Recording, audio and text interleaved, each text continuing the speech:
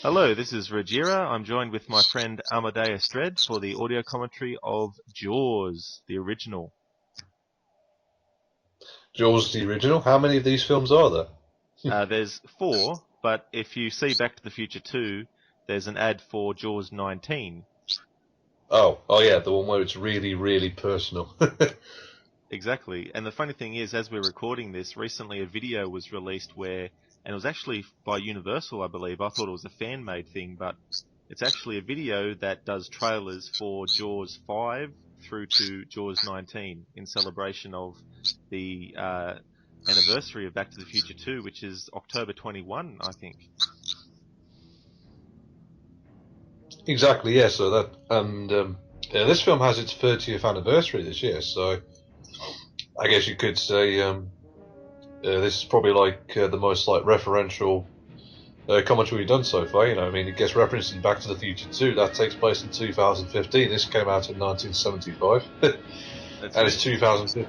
it's 2015 now. It's amazing to think, when I first saw that movie as a kid, I thought to myself, I wonder what 2015 will be like.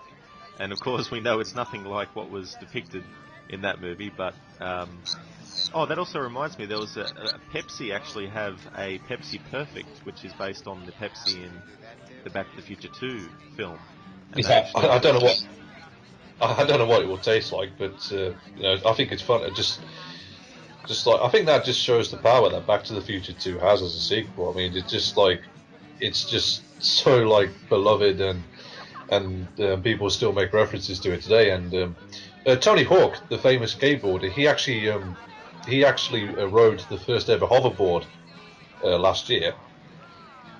yeah, I remember seeing that actually on they had released it online.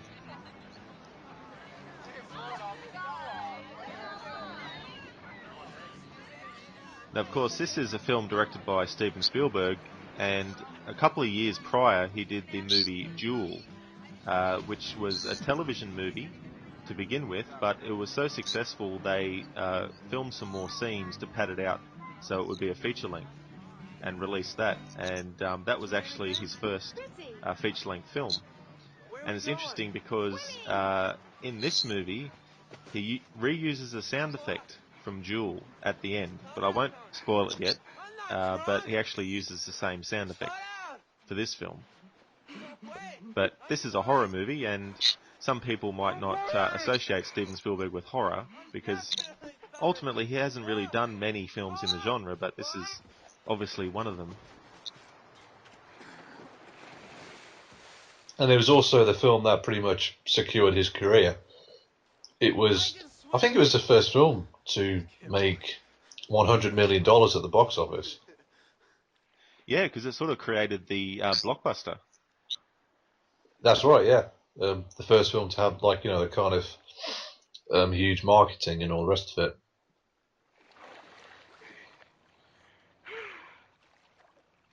I mean, obviously now that's standard practice for all the huge films that comes out every year, but then it was kind of sort of groundbreaking, for the kind of marketing and the way how a film is marketed and released. I think it was one of the first films to sort of like have that kind of studio marketing support. Yeah, it's interesting when you find out what movies began certain trends or certain things that today just seem so normal, but back then would have been very, very brand new.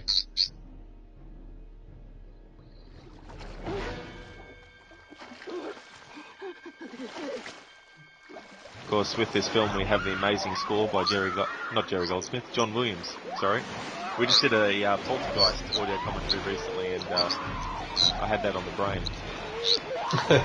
Unfortunately, you can't hear that yet because we had to contend with the copyright people.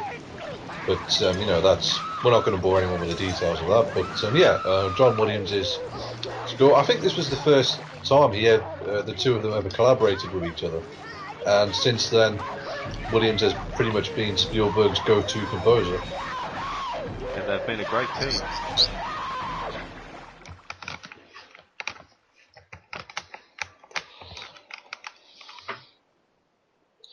Now, you might look at this film and think, oh, teenagers in a horror movie, they're not going to last. But I think that whole trope was pretty much. It wasn't as standard then as it is now.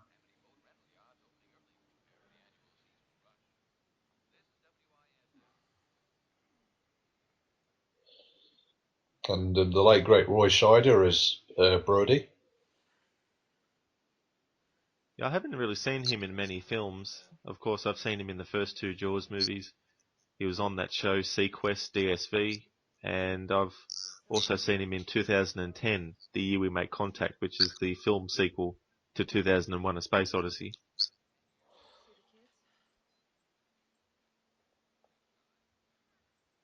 That's fair enough, and I think he's really good in this film. He just sort of strikes the right balance, I think, between someone who might be a bit scared, but he ultimately sort of like comes to terms with what it is he has to do. That's it, he faces up to his fears and conquers them.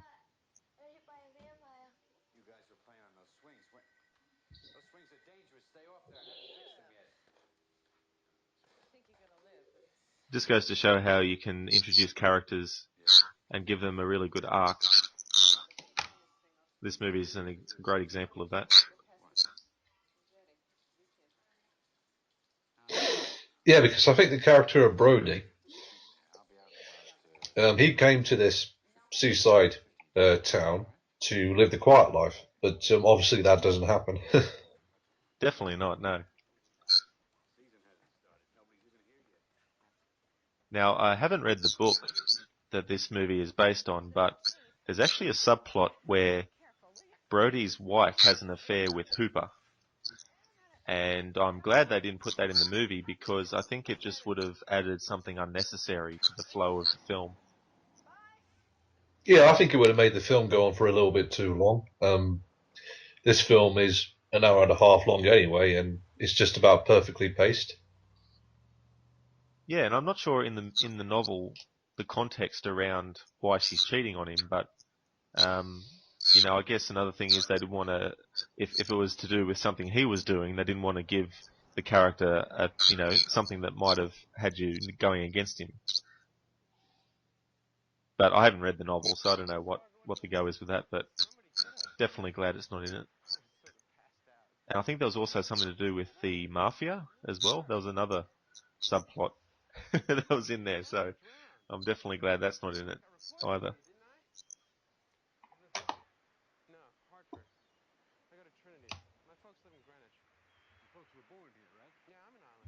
Now, this film may have dated in terms of the costumes, the hairstyles, and that kind of thing, but I think this film is still structurally sound. It's still executed well. The story is riveting, keeps you interested. It's got pretty good characters in it too. Yeah, you kind of have to accept the fact that it was made in the 70s. Yeah, it's definitely a film that's really of its time.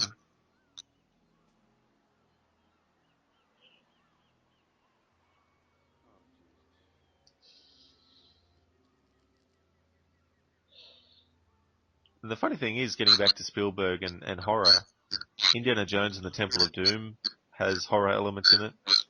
Raiders of the Lost Ark has horror elements in it. And of course, Poltergeist has horror elements in it. So he has worked in the genre before. That is true, and yeah, for me, Spielberg can be hit and miss, but on films like this, I think he does, he does an excellent job.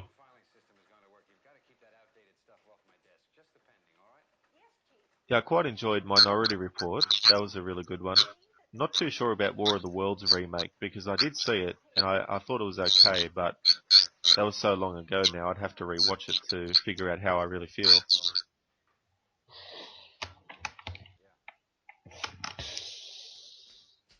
Probable cause of death, shark attack, and uh, I think in the Jaws movies that came afterwards, I think the shark was a bit overplayed, but in this film, we don't really see the shark until, well, I don't know when actually. I think the shark doesn't come for a long time.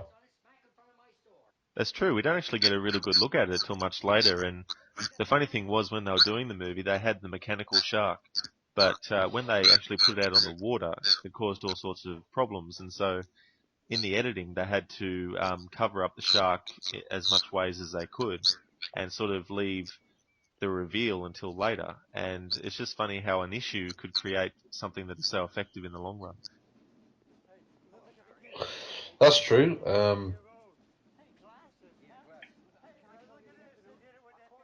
From what I understand, the crew, the technical crew, they were working on the shark while Spielberg went off to film the rest of the movie. He was like, "Okay, I'll leave you guys to it. Are you certain you can do me a working shot?" They said, "Yeah." "Are you sure?" "Yeah." "Are you absolutely positive you can do me a working shot?" "Yeah, yeah, we're sure." "Great, I'm going to go off and film the scenes that don't need the shark." And Spielberg went off to go and do that. And then he went to go and check on the crew building the shark a while later. And he was like, "Oh my god, are you kidding me? I can't use this." Yeah, it would have been quite a But shock to see yeah, how it was. yeah, but Spielberg being sort of like the clever filmmaker he is, he, as you said, he like just covered it up and like used the shark sparingly.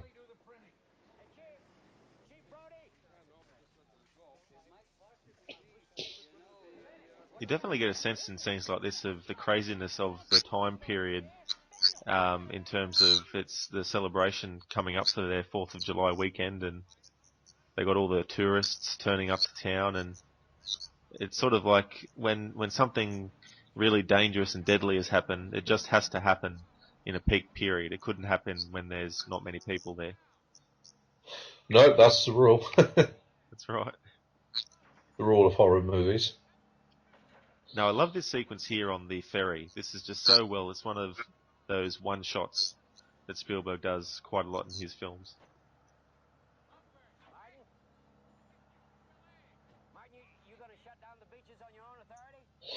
That's right. This is all done in one take. Yeah, I kind of like this. Like, nowadays, sometimes I think they try to be too clever with things, and I think that you can achieve a great effect without trying too hard, you know? I agree completely with that, and I think Brody he wants to shut down the beach, but the boss, like the establishment, like, no, we have to do our July, uh, our July celebrations, Fourth of July celebrations. Sorry. That's it. They're not willing to listen, and of course, they have their own opinion of what happened, and of course, that's just a bullshit thing to tell the public about the boat accident that didn't happen.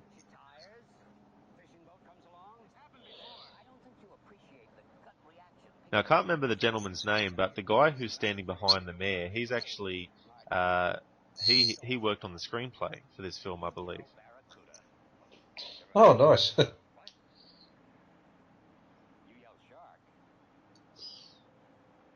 And so when you think about shots like this, all the timing, you've got a ferry that's moving, okay, and of course the shot's broken there, but you've got the ferry moving, you've got the people on the ferry who have to move in certain positions.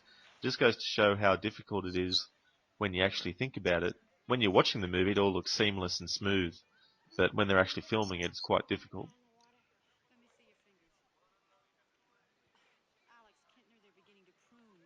I'm not really a fan of what Jaws launched. I mean, it led to sort of like a lot of poor man's Jaws, sort of like B movie disaster movies that took place on the sea with similar like sea creatures. I mean, there's one called Orca with Richard Harris where he has to fight a killer orca that doesn't like him. It's yeah, none of those films are very good. I mean, Jaws is like still the best of this kind of genre, I think. Yeah, and it's funny, there was actually talk recently that, it's one of those films that some would like to see remade. And to me, it's just like remaking The Exorcist. Like, how many movies, as you said, after this movie came out, how many were shark movies? And even in decades since, how many come out? And same with The Exorcist, how many possession horror movies come out? And it's like, you may as well just come up with a completely new story and just call it something different. And when it comes to that, all it is just a marketing and money thing. It's just, well, we can't be bothered coming up with a new story, so we'll just take the name and we'll just slap the name on it, and then we'll, go ahead with it. Yeah, and as I said, I'm not really a fan of the legacy this film launched, and the sort of like intentional B movies like Sharknado, sort of like parody this movie to some extent, and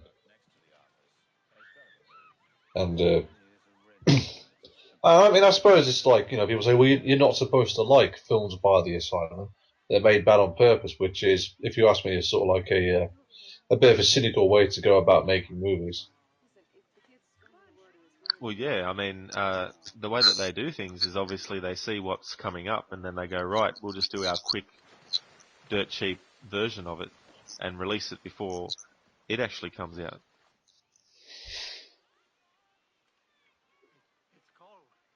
Now, the thing about this movie too is that a lot of the actors that you see are actually residents of the area that were brought in to do parts in the film.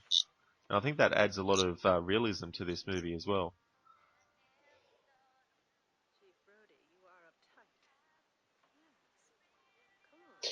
I'm not really a fan of the beach. Um, it's quite. I don't like to get my clothes wet or sand on my clothes or anything like that. So it's not really my thing personally.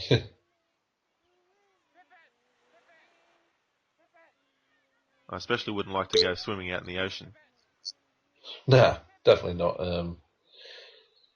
Not if there's sharks about.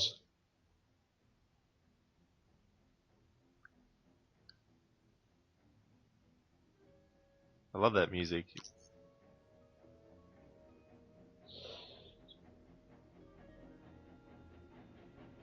It's very simple, but it's effective.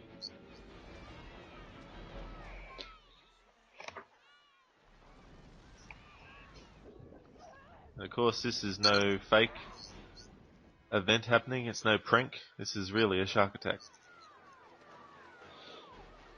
Yep. And of course, everybody has to rush into the water. Yeah.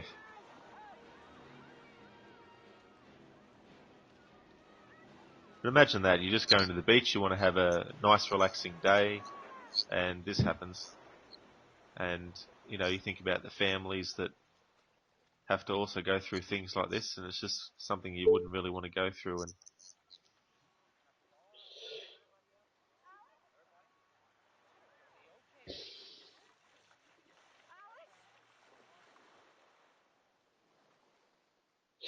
Thing is, as well, most shark attacks on humans are actually because the sharks are hungry and they think humans are seals because of humans swimming on floats and on surfboards and stuff like that. And it's like, well, we've got to kill the sharks now. And it's like, well, no, they're sharks. It's their instinct to. And, maybe you shouldn't sort of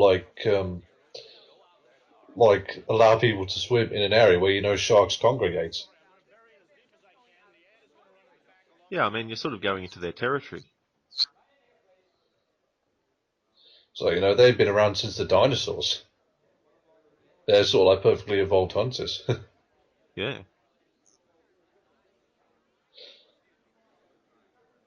But yeah, I think some people just think that sharks are, like the sequels made it out to be, that they're sort of beings that purposely go for humans and target them and attack them because they know that they're a human and they want to attack a human. And I think also too, after this movie came out, a lot of people started actually wanting to go out and hunt sharks. Um, and I just think that that is a ridiculous thing. Not only because how stupid to go and hunt animals just because you saw in a movie that they were the antagonist, but it's also why go out in the ocean and risk getting maimed or killed. Yeah, it's just not worth it.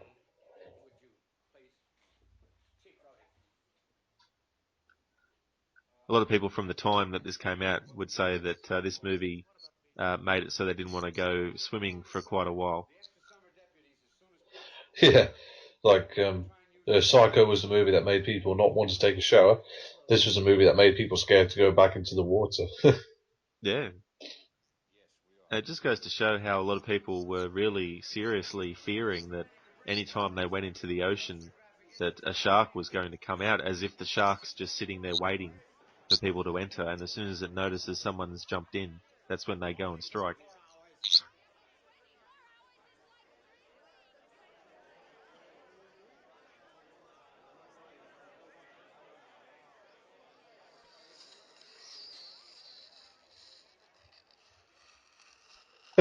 And of course, now we get the introduction to probably the best character in the movie. uh, Hooper, played by no, not Hooper. Quint, played by the late great Robert Shaw. He does such a great job in this role. I especially like his speech later in the movie, the Indianapolis speech. Yeah, that's such a great scene. I think a bit of this character too, he's knowledgeable, of course, about sharks, and he's had first-hand experience with them. But I think in some ways he sort of gets, not full of himself, but gets overconfident.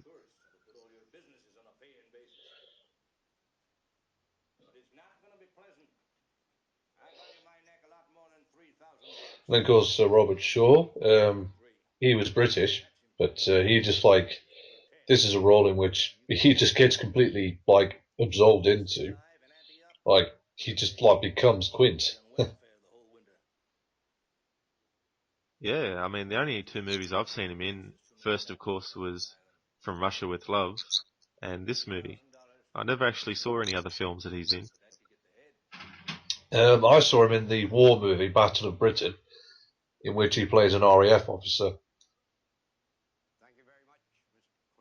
How long ago, roughly, would that movie have been?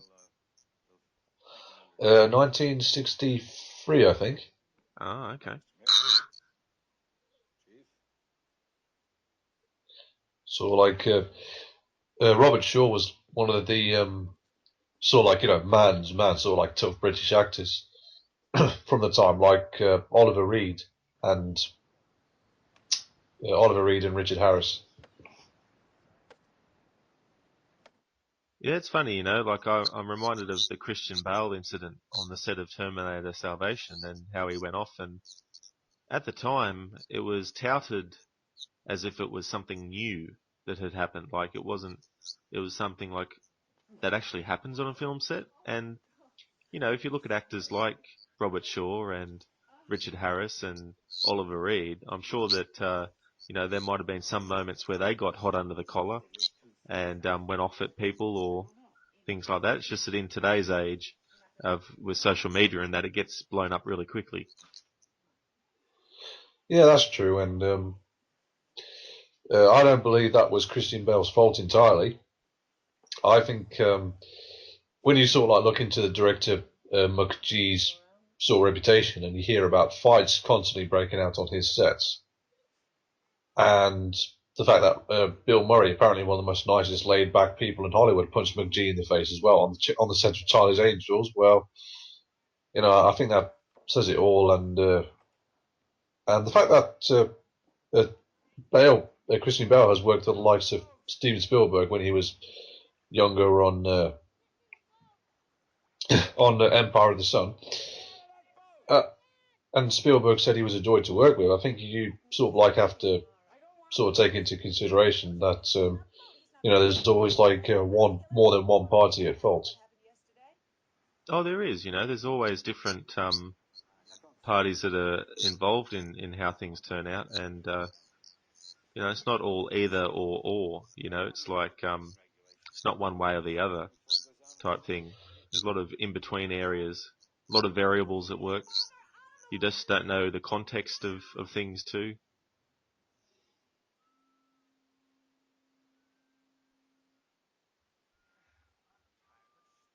But yeah, this movie Jaws has had quite a lot of difficulties in the filming of it, especially too when they were actually filming out on the real ocean. It wasn't in a sound stage with a water tank. And that caused issues, especially when they were trying to film scenes and then boats in the background would get in the road, so they had to wait for it to pass by. And then you also had the the motion of the water too. And so there's all these variables at work that they had to deal with. And when you look at the finished movie, it's just one of those examples where even if you have all these issues, a great movie can still be a result of it. Oh yeah, definitely. And I think this is one of those movies that starts out kind of slow, but once Quint, Hooper, and Brody go off on the boat, the movie just I think that's where the movie really starts for me, when it's just those three characters, because I personally think Quint, Brody, and Hooper are the three best characters in this film, and whenever they're on the boats, and they just play off each other so well. Yeah, they're my favorite personal favorite characters in this movie. I mean, maybe that's kind of goes without saying, because so much focus is put on them. Well, I think they're the core of the film, definitely. And that's when the movie becomes almost like a men on a mission type thing. Not to the extent like Yeah, something like Dirty Dozen, but you've got three men who are obviously out there to kill a shark, and so that's their mission, and it becomes a bit of an adventure. And I think that's reflected too in the music. I'll point it out if I remember it, but there's a bit in the music where that sort of is the emotion and feeling they're going for. yeah, and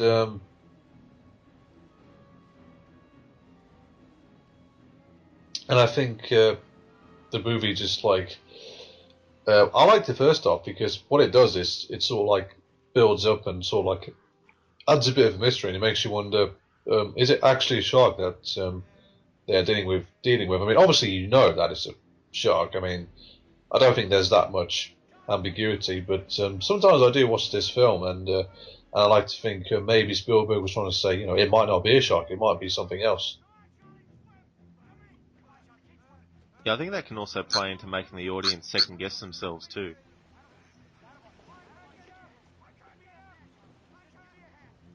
And I don't know, I kind of like movies where it makes you wonder what is really happening and sort of throws red herrings in your way. You got to try and decipher whether you think it's actually what happens. And of course, once you've watched the movie, you pretty much know exactly. But that first viewing, you're definitely trying to solve a mystery. Yeah, I mean, I don't know. I mean, I'm no expert on sharks. I actually don't know if this film is reflective in any way of the way how sharks behave, or whatever. But I think the sequels, they sort of like definitely sort of like add this thing where it's like, oh, the shark's a serial killer now, and it just makes absolutely no sense whatsoever. No, and I haven't actually seen 3 and 4, but by the fourth one, from what I've heard from people, Brody's wife, she seems to have some psychic connection with the shark. It's not something that's in the movie, as in they explain, yeah, she's got this connection, but the way that they've done the movie and put it together, apparently it looks like she knows when the shark is actually around and has a sixth Yeah, sense about it.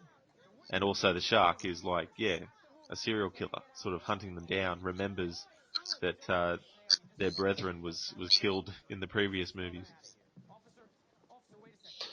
that's true. And of course, now we get Richard Dreyfuss as Hooper. I think he sort of like adds quite like a nice little bit of like quirky comic relief to the movie, and it doesn't feel out of place or overacted in any way. It feels quite natural and welcome. Exactly, and I like movies where that's the case. It doesn't feel forced. But he's a good actor. I mean, I haven't seen him in a lot of stuff, but he does a really great job in this, and I also thought in Close Encounters of the Third Kind, he played a good role too, of the father who Uh, sort of just wants to go and forsake his family in the pursuit of this alien. yeah, obviously, I do remember him from this and Close Encounters of the Third Kind, and I think he was in the two comedy movies with Emilio Estevez, Stakeout and Another Stakeout, in which he plays a cop. Yeah, there was also that, and he was also in the remake of the Poseidon Adventure. which was just called Poseidon. Pretty sort of like this is my movie. It's called Poseidon, not Poseidon Adventure. Yeah, like when I saw it, I had seen the original, and when I saw the remake, it was sort of like, oh, it's not too bad. I don't know how I'd feel about it now if I saw it, but it's also got Kurt Russell, so that always helps. I think he plays the Gene Hackman role, except instead of being a priest, he's a fireman. And of course now we got all these little boats with. It just makes me laugh the fact that they go out with fishing rods and fishing nets. But there's a guy there. He's sort of like sat in his boat, trying to fish for the shark. It's like, yeah, that kind of image just makes me laugh. Yeah, and it just I'm goes to fishing for show how sharks. crazy people are. Yeah, I'm fishing for sharks. It's like when Elmer Fudd says in all those Looney Tunes cartoons, "Shh, I'm hunting for rabbits." Yeah, be very quiet. I'm hunting for sharks with a fishing rod. I couldn't help but wonder if Spielberg did that on purpose, to sort of like show just how much the local residents just don't understand what they're up against. Oh, I'd definitely say that would be something because yeah, the way that they're acting is quite stupid. It doesn't seem they're thinking about what they're really doing or the dangers. They're Yeah, just I mean, like, yeah, let's go fish for shark. yeah, I mean, what even would a fishing rod do against a standard shark? Great whites are huge. Yeah. Now, loving this scene, how Richard Dreyfuss's character Hooper gets, quite annoyed at the fact that they said it was a boat accident, and of course he knows from what he's seeing that there's no way a boat did this. Oh yeah, definitely, and I think Richard Dreyfuss is Pooper. I think he's sort of like the most overconfident one out of all of them. Brody's a bit more subdued. Um, Quint, he's sort of like he's got experience with the Sharks before, so I suppose he would have like good reason to feel the way he does. Whereas Hooper is like, oh, I've got this thing that can kill sharks, but he's obviously in over his head as well. I like that line. It wasn't Jack the Ripper. It wasn't Jack the Ripper, and of course, like they captured this shark, which is just a baby in comparison to Jaws. I just love all the saliva that you see. That's the first time I've noticed it. You see the saliva of the shark. I think that's quite a good little detail they added there, as its mouth was being opened. Yeah, it's like we got it. But I think straight away Brody knows. I think he knows that. Nah, just that's not it. Yeah, I mean he's amazed by it, but of course Hooper is sort of going, I'll just have a good look at this. And Quint goes past on his boat, and I think even he knows that it's not over yet.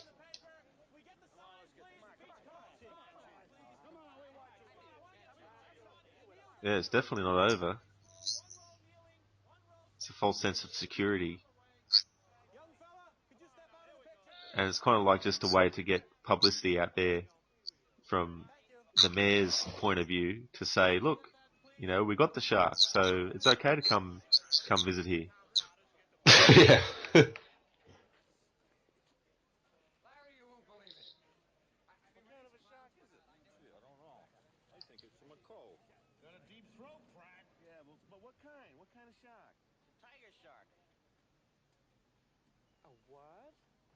A what?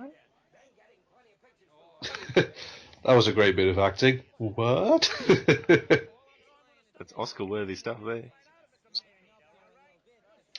This movie won a couple of Oscars, actually, I believe. I think it did anyway. Oh, if it did, I wouldn't be surprised.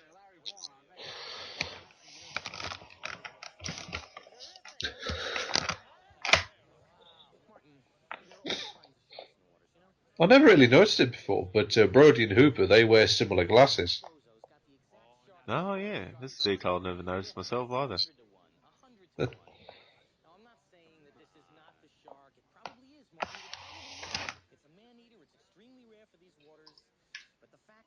Like, I'm just looking forward to the bit when, like, it's just the three of them on Quint's boat looking for the shark. I mean, that's always like my favourite portion of the film, and I think it's everyone else's favourite portion of the film as well. Yeah, it's definitely a great portion of the movie. But by the same token, I still think all the build up and all the character introductions and that are all part of what makes the whole movie so great. And there's no characters in here that seem stereotypical. You know, like there's no drunk guy who goes around and does stupid stuff, and people go, "Oh, look, there goes the town drunk." There's no character like that. There's no drugged up teenagers running around or anything like that in this movie. So there's quite a few stereotypical characters that they don't have in the movie. Which is always a plus, I think. Oh, definitely, and I could definitely say that if they did a remake, they'd add all that kind of stuff in. They'd probably have a scene where someone's on their mobile phone and they're not looking what's going on, and they don't realise the shark's actually coming up to attack them.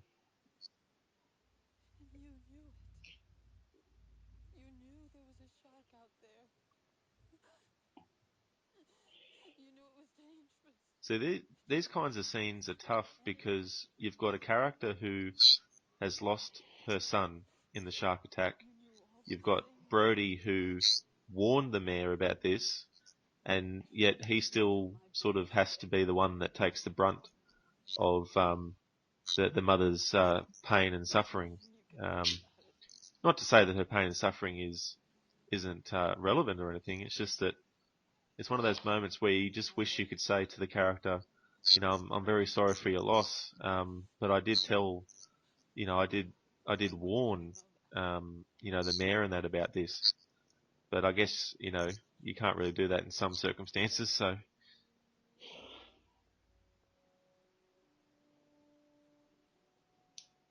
Well, I suppose to the mother, what little consolation is it that a shark has been killed? I mean, it's not going to bring her little boy back. no, definitely not.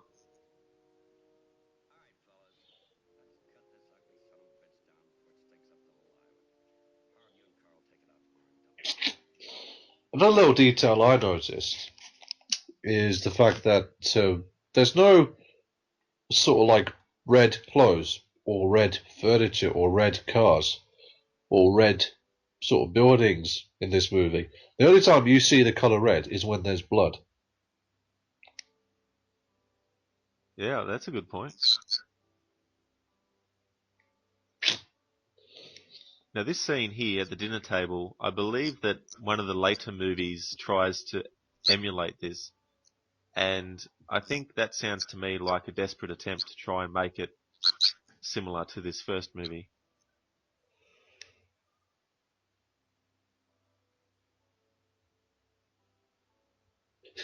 Sort of like his son's trying to copy him. Yeah, Sort of like a nice little father-son moment. yeah, and it's good too. Like he's not getting upset at his son for doing it. Like it's not like he's, so serious about himself that he doesn't see the funny side in it.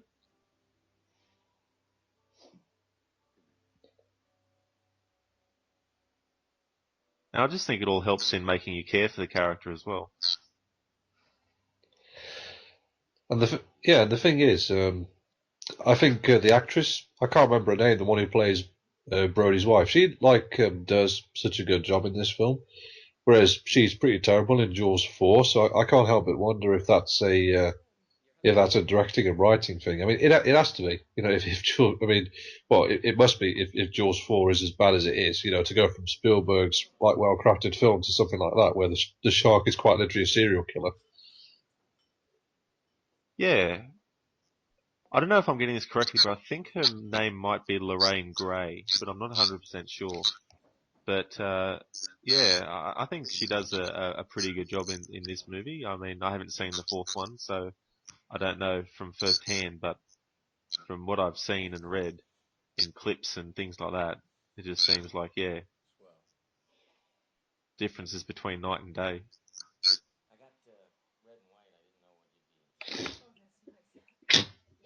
The interesting thing is as well,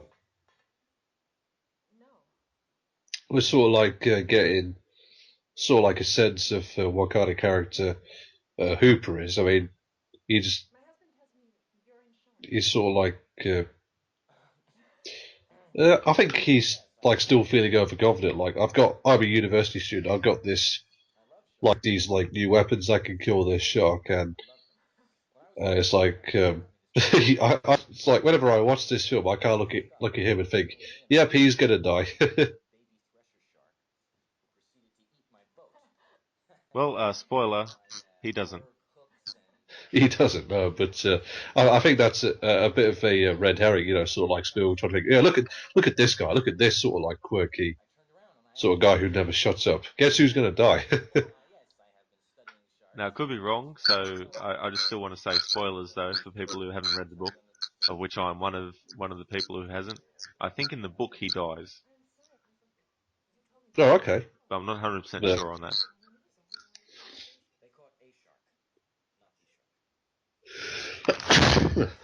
Yes, they caught a shark, not the shark. There's a difference.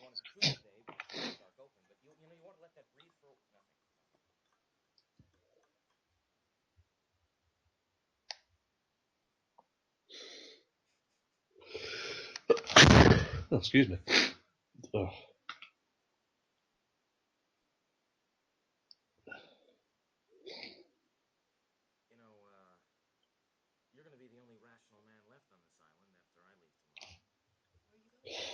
I just remembered Richard Dreyfuss. He worked with Spielberg two more times on Close Encounters of the Third Kind, and on sort of like a fantasy sort of a tragic romance film called Always, in which he plays a pilot who tragically gets killed in an accident, but he becomes a ghost, and he still sort of like sort of like follows around his fiance who's still alive, played by Holly Hunter. You know, I don't think I've ever actually heard of that movie. It's pretty good. It's pretty good for what it is. And Holly Hunter is going to be in Batman vs Superman next year as a US senator. Can't wait to see that.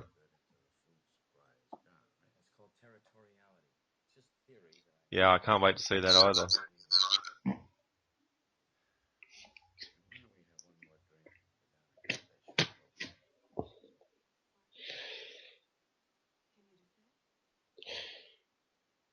I never really noticed it before, but I think for scenes like this, Spielberg, he does sort of like light scenes and film his actors really well.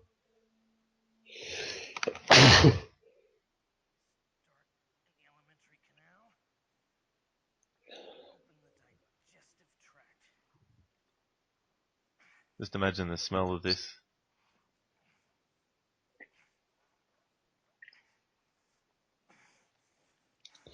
Gotta cut some of its innards and find out what's in there. Yeah. I just love how like enthusiastically Hooper goes about it. Like he's like a kid in a sweet shop. Yeah, he's just grabbing things out and chucking them out.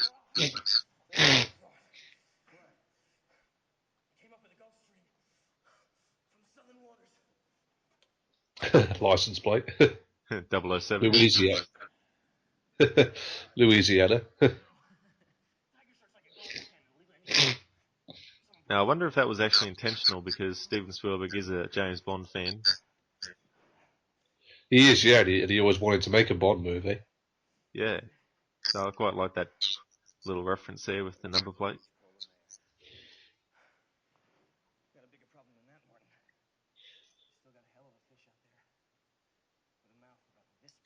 Yeah, so this was 1975 when this came out, and we're only 2 years away from Star Wars, and that's a movie that changed quite a lot of things forever. One of which is merchandising for movies. as yogurt in the Star Wars parody Spaceballs says, merchandising, merchandising. Yeah, I mean the funny thing is though, it was quite a good thing for what George Lucas did, because I believe that he said to 20th Century Fox that he wanted to have merchandising rights and sequel rights, and they sort of gave it to him thinking, oh yeah, this is just a basic kind of thing, so we'll give him those rights. And of course they didn't realize that it was going to blow up so big that those rights that they gave him to merchandising and sequels was going to eventuate in all this stuff that's been sold and is still being sold today. Like, I think Chris Stuckman, even in one of his latest Star Wars reviews, talked about how you can still buy collectibles even in supermarkets and shopping malls and things like that. You don't necessarily have to go to a specialist store online to find these things.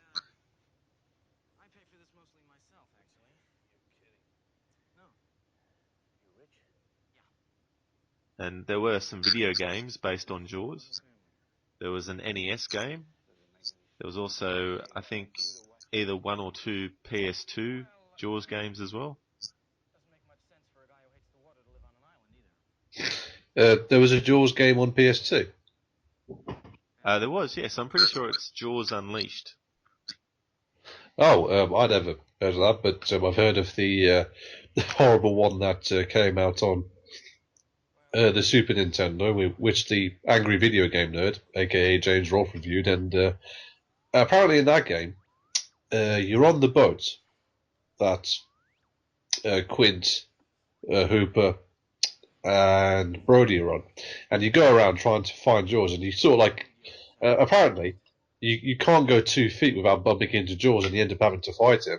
It's just like it's one of the most like broken and at the same time playable games ever, and it was made by LJN, who were like notorious for like making bad game adaptations of favorite film of famous film. Sorry. Oh yeah, they definitely were. They've got quite a few titles in their repertoire, as it were, that were really crappy. It's funny though, at the time when I was a kid playing a lot of their games, I didn't think twice about it. To me, it was just another, I think Terminator 2 was one of those games that they did, and to me it was just another difficult NES game and that, growing up as a kid. But of course when you get older, you sort of start to look back on things, and of course with James Rolfe's help, I sort of realised a lot of these things about the older games that are based on movies.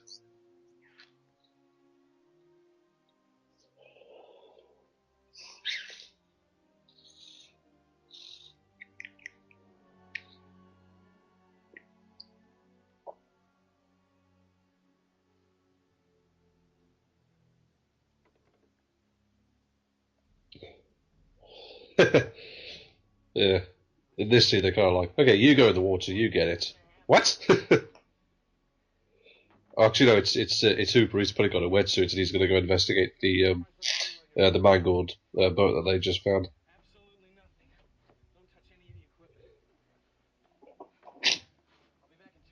Yeah, it's something that he's done quite a lot of the time. Whereas Brody, now I can't remember, but is he actually scared of water, or is he just not confident as a swimmer? I'm just not sure what the. I just think he's just feeling a bit subdued about the whole thing, and I think it's implied he had a terrible experience around the water once, and I think there might have been a shark involved, which is why he sort of like got this fear.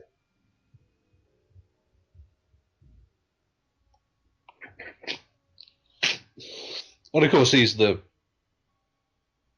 chief of police, so it's like he's kind of like got to go out and he's got to go out and sort of like solve this problem and sort of like stop what's going on. Yeah, he's got to find out where this shark is, and be able to get rid of it. Of course, we have a jump Ooh. scare there. I knew it was going, which is why I didn't react that much to it. Yeah, it's funny. You sort of develop a second sense about scenes in movies where there's going to be a jump scare. Still quite an effective jump scare, though. I mean, I would imagine that would frighten someone who hasn't seen this film before. Oh yeah.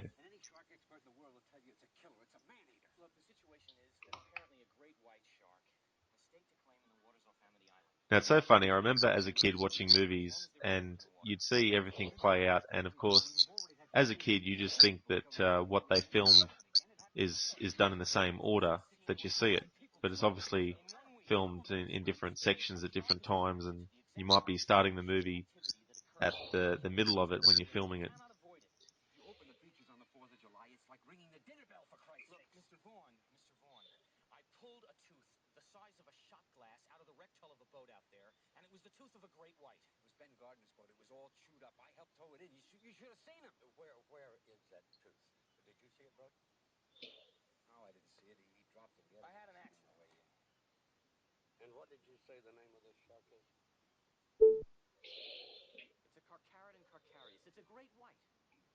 Great white.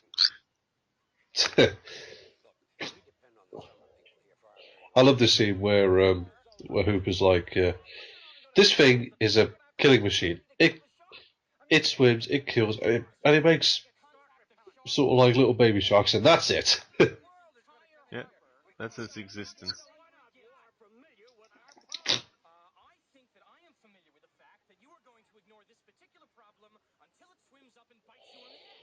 I like how he says that. Till it bites you on the egg.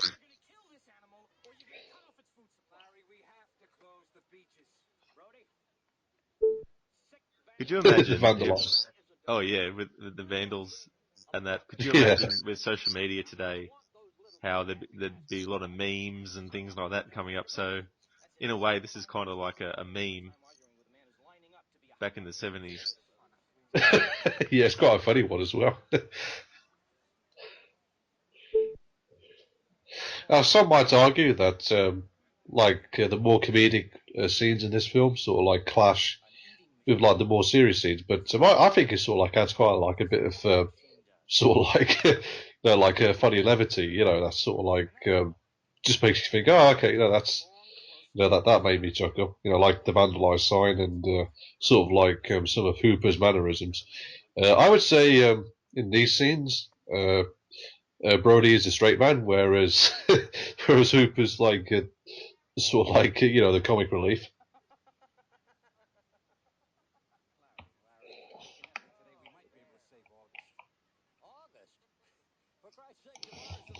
Yeah, I think that's very tricky to get right in horror movies, is the levity scenes.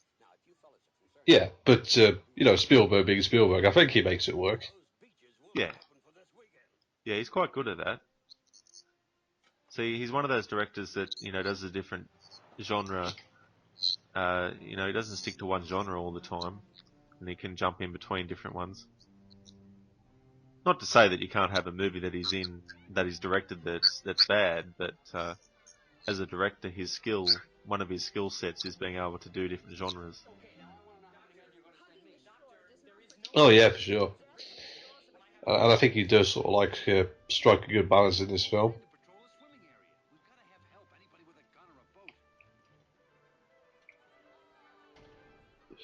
And this is such a hard film to criticize as well because it's just like so well made and still holds up remarkably well now. And every time I watch it, I just can't wait for the film to just pick straight up and go to my favorite portion where it's just like the three guys on the boat. Oh, there's a red truck there. I said there's no red vehicles, but I just saw a red truck. Yeah, and red shirt. Someone's got a red hat on.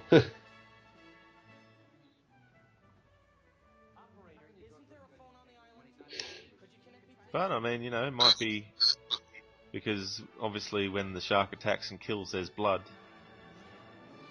So maybe it's just sort of trying to take your mind off that a bit, and computer game called Killer Shark. Yeah. See, really, the I only know. things that you could say are that they're nitpicks. Like, if you wanted to criticize this film, you could say, "Oh, look at the arcade machine. How crap does that game look?" But that's just unfair. I feel because it's obviously a different era that this was filmed in.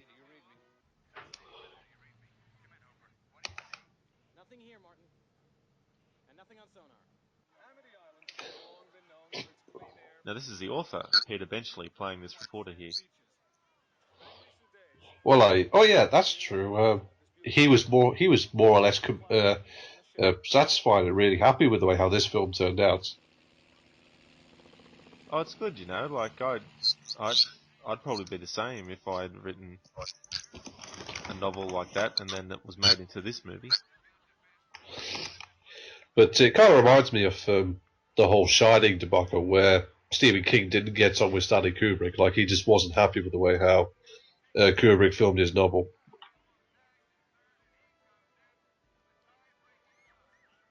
Yeah, it's funny the things that happen and then they stay in the consciousness of the public for quite a long time. Makes me wonder if 15, 20 years from now that will still be spoken about.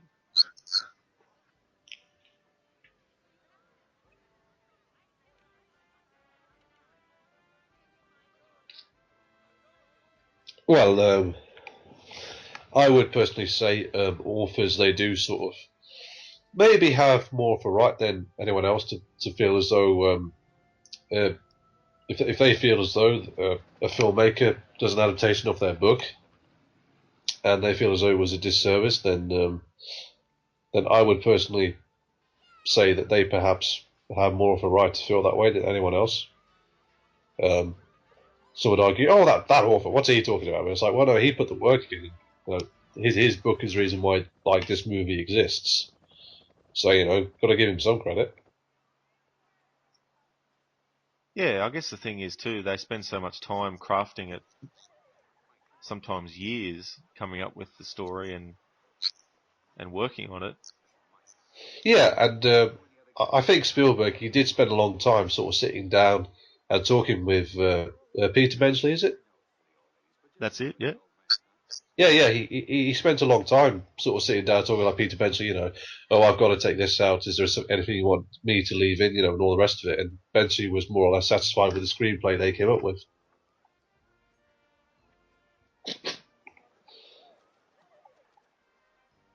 He probably thought. I mean, I don't know how the conversations went, but Spielberg probably said the whole subplot with Hooper having an affair with Brody's wife. I don't. I think that just bogs the movie down and doesn't really work. I'm going to have to cut that out. And Benji probably just thought, "Are you sure?" Well, yeah, I kind of got to cut it. I was like, and he would have said, "Oh, yeah, that's fair enough." Now, it's actually funny because there was also something to do with the mafia in that novel, and it just reminds me of the novel Christine by Stephen King. In the Christine novel, there is a subplot about the mafia and Darnell, the guy who owns the auto shop. He basically has ties with them and gets Arnie to do deliveries for him. And that was taken out of the movie. That wasn't actually put in the film. And it's one of those things where it might work best in novel form, but when you actually bring it into a film, it does take the focus off the main narrative. Yeah, I look at this and I'm not really sure how they could have incorporated the mafia angle, but it's like whatever. It doesn't really matter end of the day, I suppose. No, and you can bet that if they did a remake, that's two of the things they'd add back in.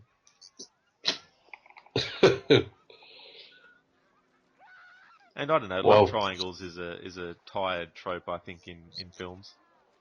yeah, this film didn't need it, I don't think. No.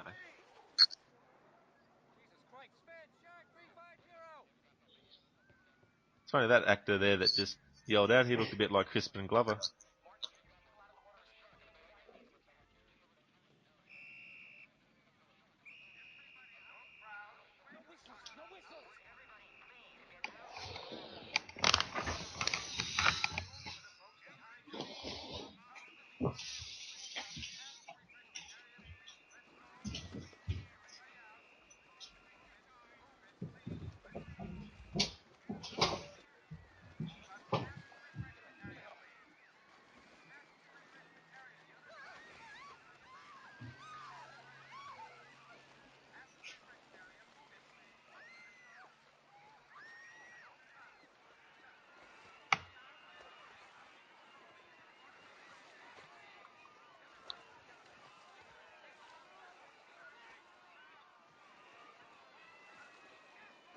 if you've only watching this for the first time, you'd probably think, is there actually a shark there, or what's going on?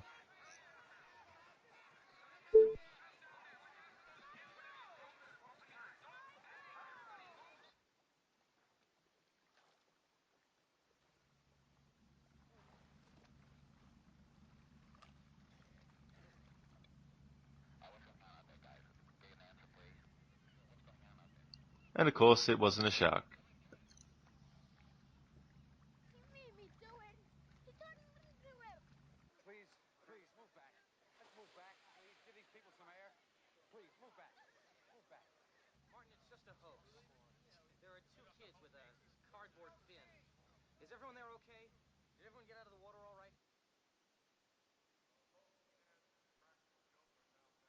But the thing is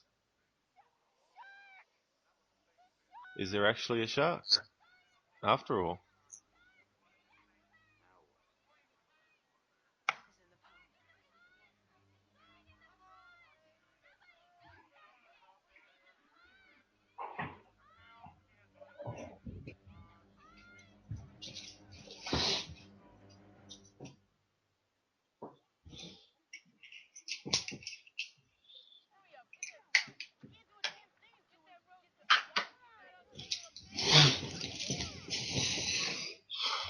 And of course, now you get the sense that something's going to happen to one of the three boys.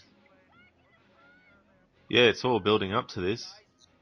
You sort of have the moment where they all think, yeah, it's a shark, and they all get out of the water. Then they find out, oh, it's just a couple of kids with a cardboard fin. And then it's like, okay, everything's fine then. Then you see a girl notices a shark, and then it's all back on again now. It's sort of... And this is, in a way, this is audience manipulation. quick glimpse of the shark then. Yeah. And again, sort of like not giving anything away. Yeah. Keeping it as hidden as much as possible.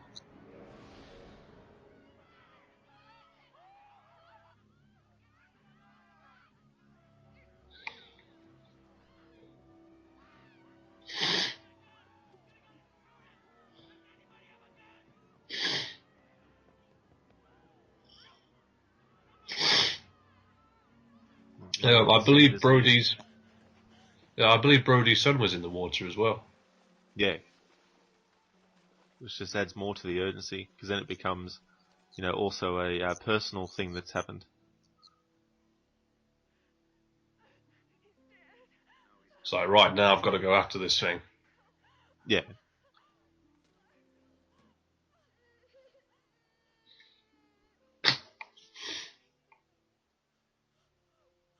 See, I felt this is what the sequels were kind of lacking, sort of like good build-up and sort of good character moments as well. Yeah, I just think there's so many possibilities you could have done. Like, you could have done a story where a group of characters decide to go and hunt for sharks, and do a different kind of movie.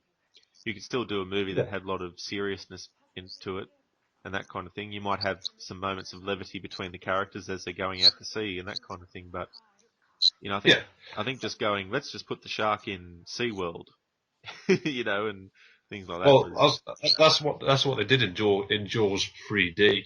Right. I personally think Dennis Quaid is a very good actor, but in Jaws 3D he just had nothing to go on.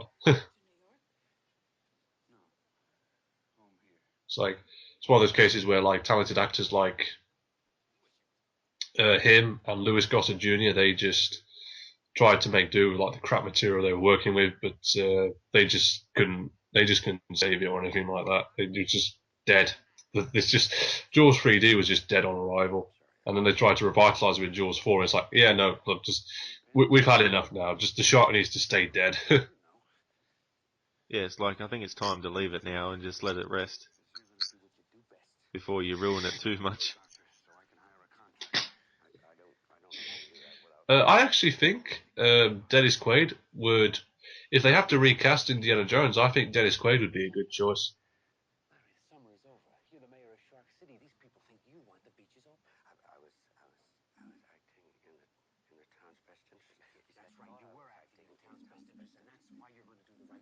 Yeah, I think that's a series that you don't need to reboot. Yeah, but You just do yeah, I another don't think that's story. it. Yeah, just do another story with a new sort of actor that's like Harrison Ford in the role.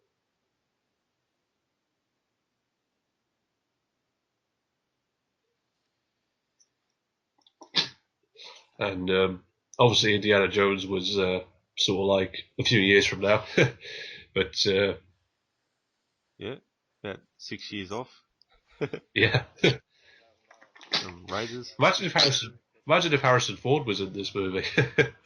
Yeah. Well, it's funny. I but saw a Gene Hackman movie from the 70s called The Conversation a couple of weeks ago, and it was a really good movie directed by Francis Ford Coppola, and um, I definitely recommend seeing that movie. And Harrison Ford was actually in it too. He played a role.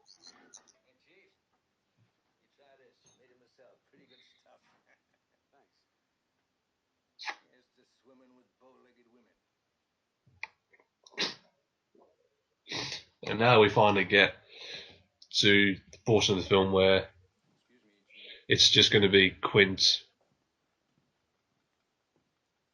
Brody, and Hooper on the ship, and it's like, oh, look at my boiled shark bones. I'm so hardcore. Yeah.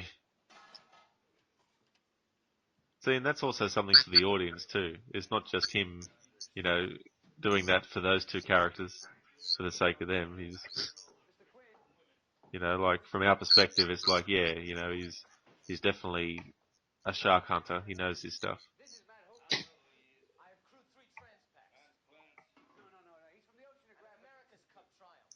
But even then, he's going to be way over his head. Yeah. And so I think that's where some of his overconfidence comes into play because it's like, we're going to go hunt this shark and I know what I'm doing, therefore, I'm superior and that. But of course, that doesn't really help. Just goes to show that even if you are really experienced at something, there might come a time where you just don't don't succeed. I mean, in this character's case, spoiler, he dies, but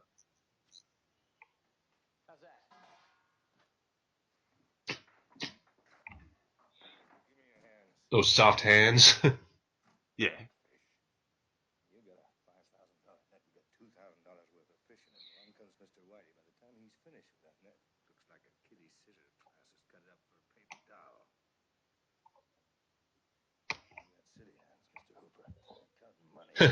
Yeah, Robert Shaw's always great. Yeah, I think he just steals this film. he's definitely a memorable character.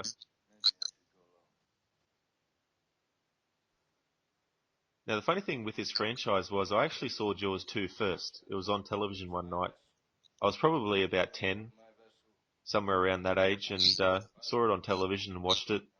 I quite liked it, but funnily enough, it wasn't until, it must have been, I was in my early 20s that I finally watched the first one for the first time.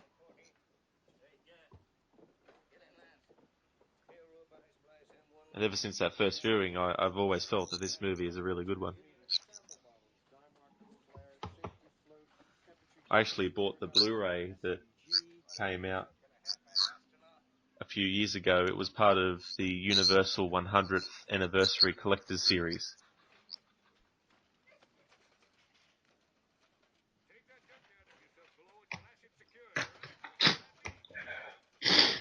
Oh, I do apologise. I'm feeling a bit under the weather today. Oh,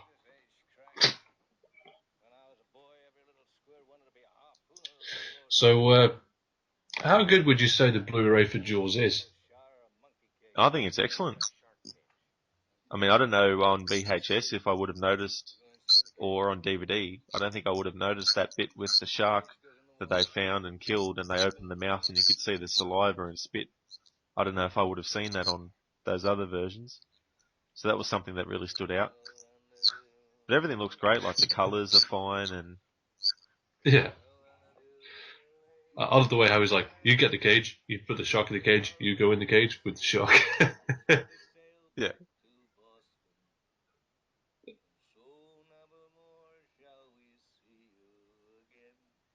It's funny because sometimes in my life I've had someone just sing, and I sort of think I don't know how to respond. Like, do I just remain silent and be polite and just listen, or what do I do? It doesn't happen all the time. I think it's happened sometimes when I've been around someone who's drunk. Well, well, it's interesting because Quint is actually singing an old Royal Navy sea shanty called "Farewell and Adieu" to you Spanish ladies. The original lyrics are "Farewell and adieu to you, Spanish ladies. Farewell and adieu to you, ladies of Spain. For we've received orders to sail back to England." Whereas in Quint, in the American variation, it goes, "But we've received orders to sail back to Boston." Oh yeah.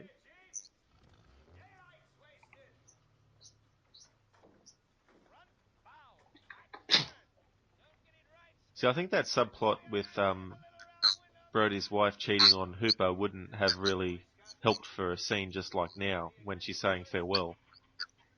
Because part of us at the audience would be saying, "Why are you so concerned?" Like it'd probably be like you're probably, who are you more concerned about? It would probably become a question of that. Are you more concerned about your husband, or are you more concerned about Hooper? You know? Yeah, I think that would have made that scene a lot less poignant.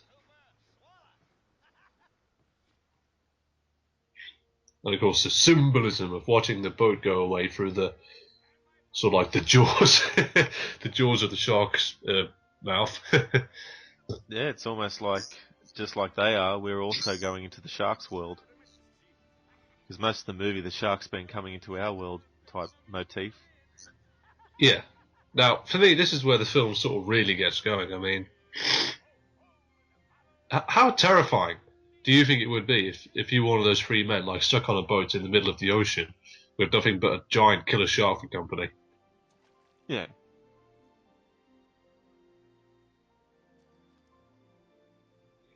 I mean, Roy Scheider always plays like tough characters, and so did Robert Shaw, and it's like, well, yeah, I don't care how like tough you are, this is quite a terrifying situation.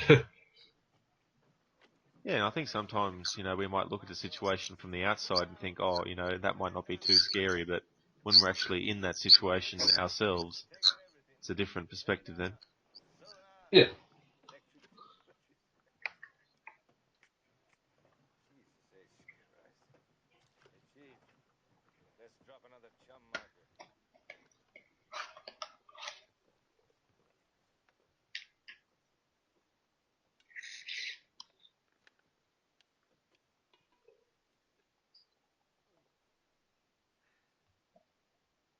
It's funny though, because Quint has sort of zeroed in on Hooper to try and, do like a one-up man, up one-manship or something like that.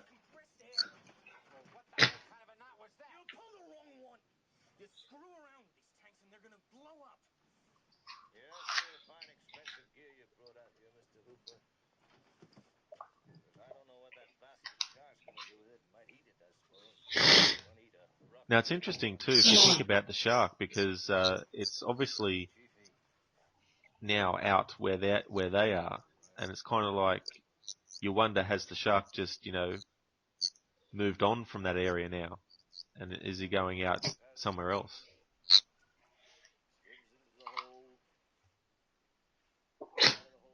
And see, the thing is, if this was one of the sequels, it'd be like, well, why are they going out in the ocean when the shark is most likely going to go and attack the town while they're away? And thankfully that's not the case with this, and so they're actually going out to face the shark where it's gone to, and the shark wouldn't be like, okay, those dudes are going out hunting for me. They think I'm out there, but I'm really going to go back to the town and bite people.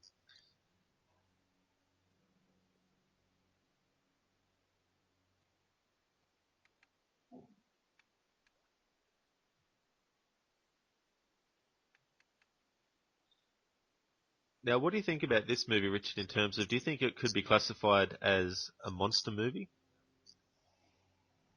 Well, maybe to some extent. I mean, I think in some horror movies there are sort of like scenes like this where it's just like the three guys sort of isolated, trying to go after the monster. I mean, obviously, this is a movie, and so you kind of have to sort of suspend your disbelief a little bit. But I don't think there are any sharks as big as Jaws today. I think there were sort of like during dinosaur times, during the era of the dinosaurs. I mean, and with sort of like a type of shark known as the megalodon, and you could say sort of Jaws might be like a throwback, to those kind of sharks. Like sort of like survived the extinction of the dinosaurs. And I suppose you could say in one way, this is a monster movie. Given how big Jaws is, he's sort of like a million times bigger than your standard shark. Oh yeah.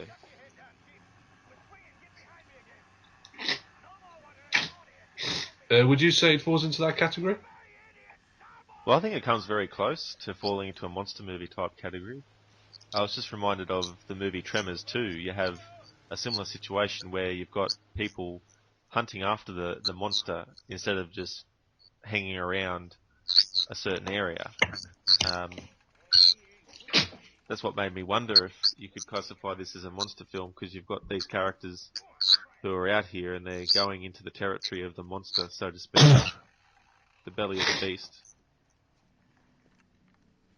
I just love how gung ho and like never flinching Quint is. Yeah. I don't know if he's very smart or very dumb. The sharks in real life, I don't think they're actually that intelligent. They just naturally go after whatever they think is food. I think, and they're obviously very good at doing that. Yeah, I mean, it's funny with intelligence because, I feel that it's not a blanket thing. Like, you can't just say intelligence means that in everything someone's going to be of high intelligence. So in some ways, the shark, obviously sharks might not be intelligent enough to actually distinguish between a human and like a dolphin or something like that. But I'm sure they'd be intelligent in sort of some other ways. Yeah, But yeah, I just think there's a generalization that some people have out there that to be intelligent means that you're wise in everything.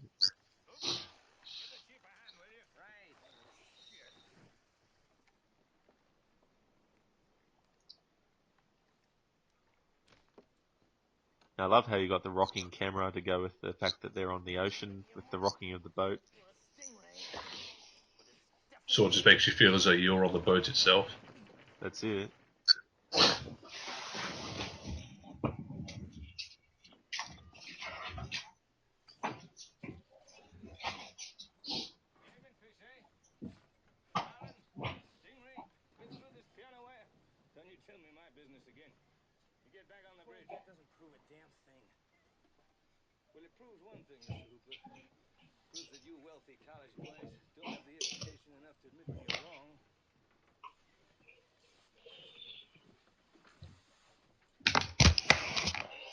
I love how Hooper does that. Just pulls faces Yeah. at him.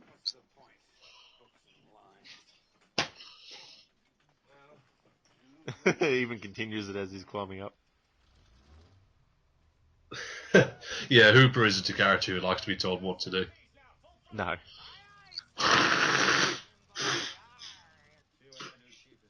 I think in many ways a lot of us are like that, or can be like that. Maybe not in everything, but in some things. Yeah, I know. I definitely can be.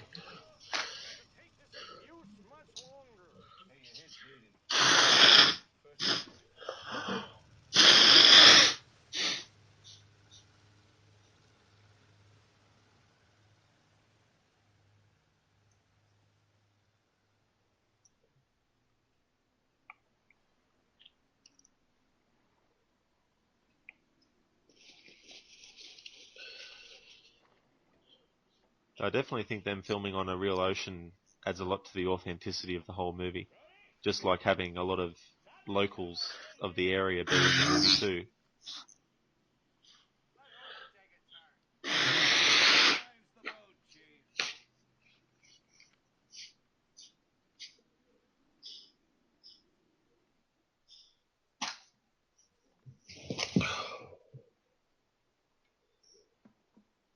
I love the fact that Hooper's just lazily laying out playing cards. Yeah, he's sort of relaxing in a way. It's And of like, course, nothing's happening, so he's just wanting to pass the time. and now we get the O'Connor line. God, here, shovel some of this shit. And then I just love Roy Scheider's reaction. Yeah, it's brilliant. You're going to need a bigger boat. That's it. And we see the shark a bit closer up for a few seconds.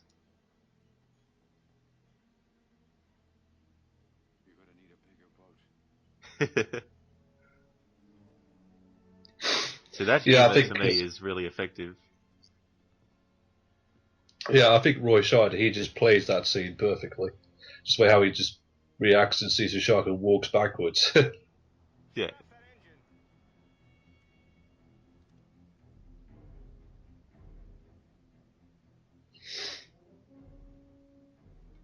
Love that music. Dun dun dun dun dun dun dun dun. It's one of those things where, music can be a really effective tool to use in movies too. Like, it's not just to convey emotion of a scene or that kind of thing. It can also be used for audience manipulation or things of that nature.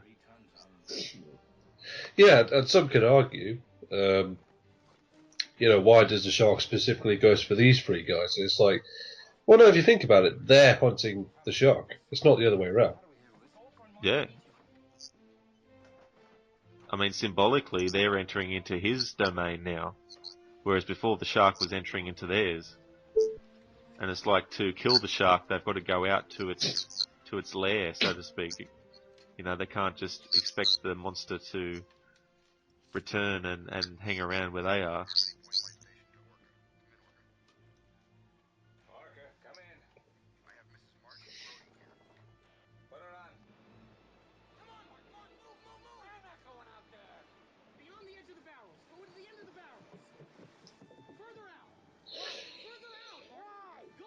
Yeah, I do love the fact that this was also filmed on the actual real life sea, and I think I suppose if they had filmed it on a soundstage in a water tank, it would have probably looked fine in one way, but it just adds so much more realism to the fact that they actually went out into the open ocean and filmed it like that. Yeah, I mean, I think it was worth all the trouble that they went through to get the shots and all the headaches that they would have had to go through. It's funny, I believe on this film, Steven Spielberg purposely didn't hang around for the last shot of the last day of shooting, because I think he heard or maybe thought that the crew might want to chuck him into the water or do something like that. And I think I read somewhere that he does that now ever since. Not because he's afraid the crew's going to do anything to him, but I think for the last shot of the shoot, he doesn't stick around for it.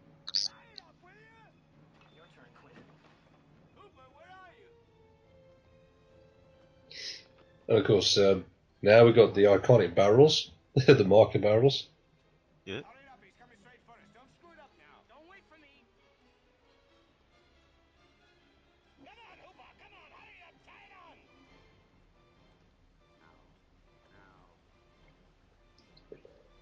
What I love about John Williams' music is that in a lot of the movies he does,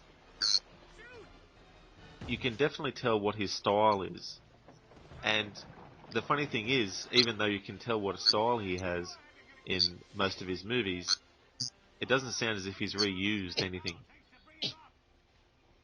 And so, whether it's this movie, E.T., Indiana Jones films, Star Wars movies, Superman, yeah, Superman and Harry Potter, the first two films anyway.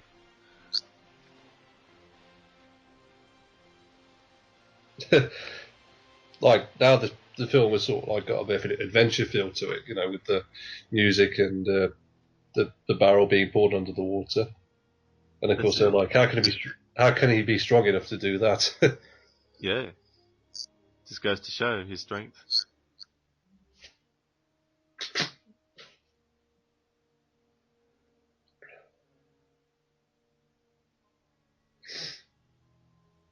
And of course, they weren't successful, but it gives time then for a bit of reflection and also a bit of bonding between these characters. And I think, of course, that Hooper and Quint, they sort of settle their animosity towards each other, even though it's been playful. Like, it hasn't been deadly serious. Like, he hasn't been doing something like putting Hooper's life in danger or anything, but after this scene, they really bond.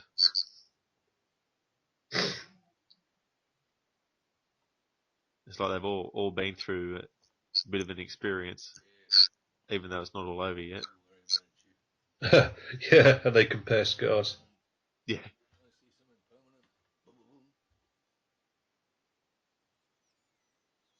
That reminds me, that's what they do in the third Lethal Weapon movie.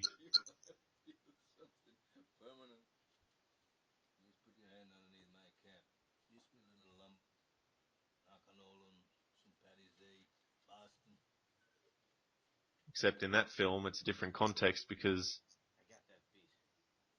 you've got Riggs, and I can't remember the name of the character she plays, but Rene Russo plays his love interest, who's also a cop in that movie, and they can compare scars and leads into a love scene.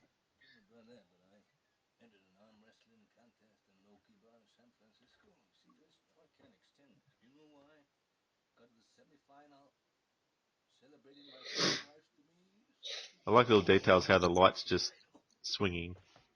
It's almost as if, anything can be moving. You're out at sea and you got the waves and the ocean and just rocking back and forth. And I think there's a great sense in this movie of everything. There always seems to be movement of some kind, whether it's in the frame or it's in the actual scene or it's the camera movement.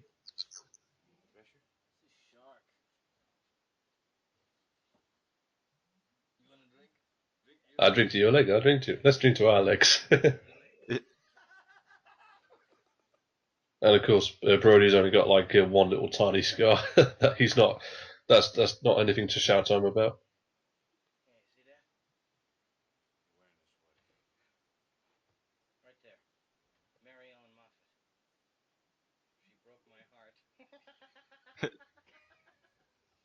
Yeah, it's like not all scars are skin.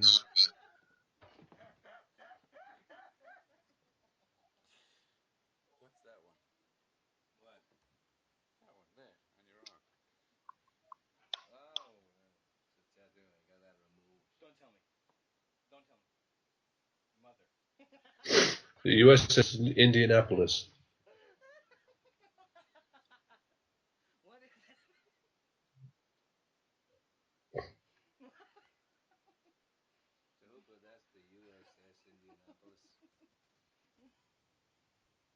Yeah, it's like, they've had a bit of bonding through light-hearted things and that kind of stuff. But yeah, I think this is a moment where things just get a bit more dark and serious. Yeah, definitely. It's sort of like a good contrast as well. Oh, definitely.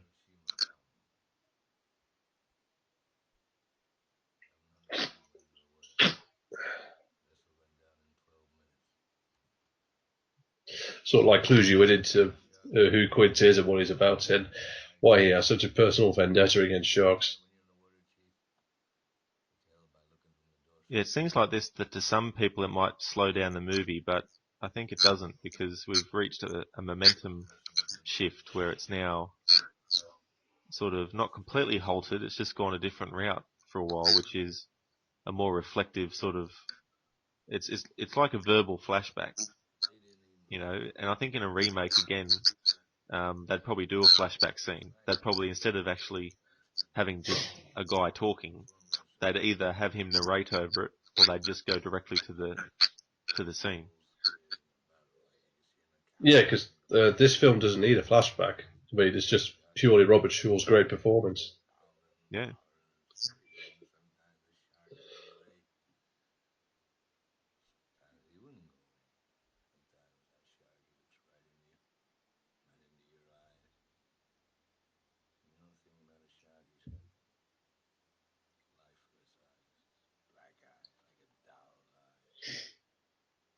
Now it's funny. Some people think that when they did Halloween, that a part of Dr. Loomis's speech was inspired by this, where he talks about the black eyes of the shark.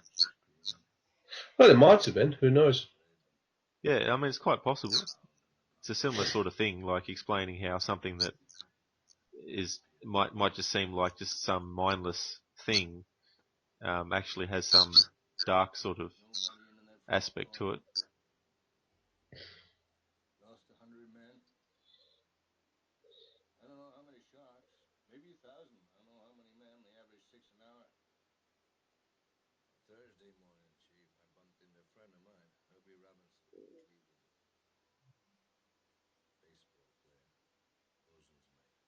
The interesting thing as well is Robert Shaw was born in 1927, so he would have been maybe too young to have actually served in World War II. But I don't think that's really sort of important or necessarily a factor because he just sells the part so well. Well, I mean that's something I wouldn't have even thought of. So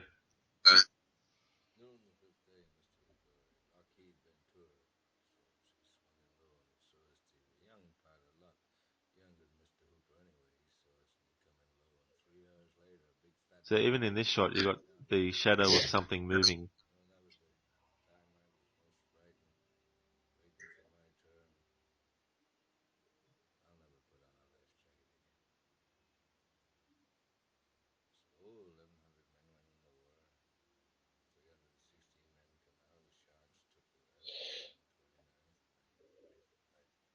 I mean, obviously being out at sea, there's going to be the rocking of it, but I think it just all plays into the fact that there's always something moving in this movie.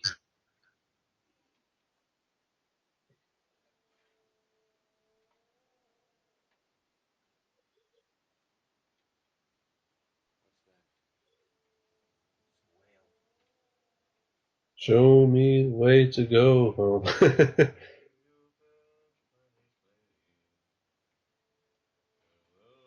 Yeah, so it's like to break some of the tension of what he just told them.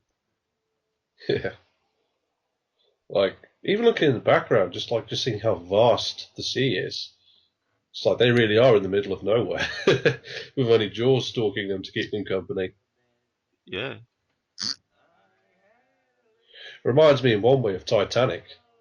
I mean, even though the Titanic was quite a big ship, like it still got claimed, sort of like sank by sort of like the giant endless ocean. Yeah.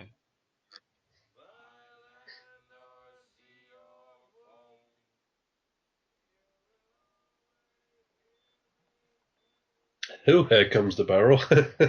Yeah.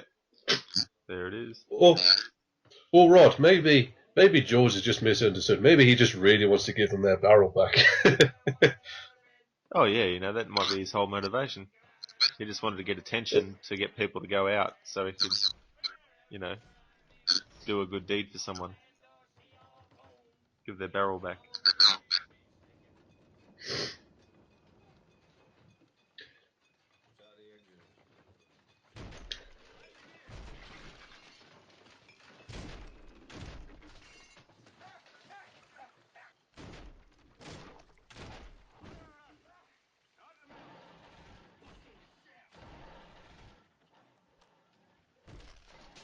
This is where things just get progressively worse for them. Yeah. Actually, I think that moment where Brody was in the water that was coming into the boat, I think that's the first time that he's actually been seen in water. He's not obviously that deep into it, but at the beach scene, he's near the water, but he doesn't actually get wet or anything. I never really thought about that before. Yeah, like in a way, it's sort of like saying, this is it. You're going to have to face up to whatever fears you have about the water. I mean, obviously he's not afraid to have a shower or anything, but I I mean, you could say symbolically in this movie it's his first getting into the water and the beginning of his Well, I journey to guess. face things. Well, I guess he never saw Psycho then, if he's not afraid to have a show. No, he missed that film. It's crazy to think when you think about it. Like back when this movie came out, it had been 15 years since Psycho. Which, of course, was another groundbreaking film that still holds up remarkably well. Oh, it does for sure.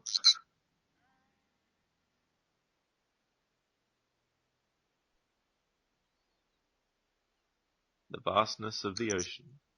They're all alone.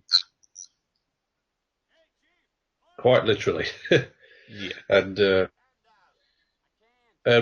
when I first saw this film, I never really thought about that. But now when I see the film in that way, I just think it just like adds so much. And, just think, oh, if I was in this situation, I would be, I'd be scared to death. Yeah. It's like, it's either kill this thing or it will kill you.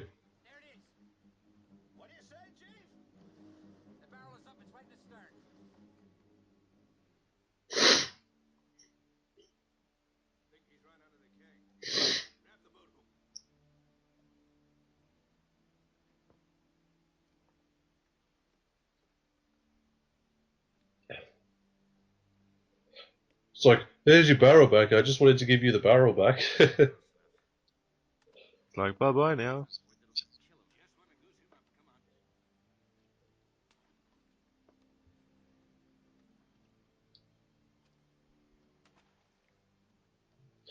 But as I say, I'm no sort of expert on shark behaviour or intelligence, but I don't think that sharks would ever have sort of the mentality or whatever to do something like this. But since this is a film, you sort of like have to sort of suspend your disbelief and accept that this is a movie. So it's going to sort of like, so the shark in this is going to sort of like behave in a different way to real life sharks.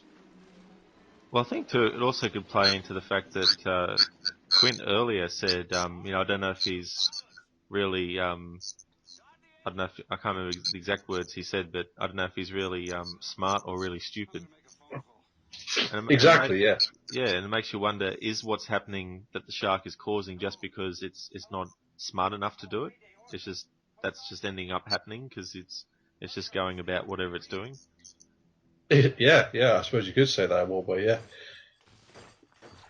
Whereas the sequels just got just so stupid in the sense that they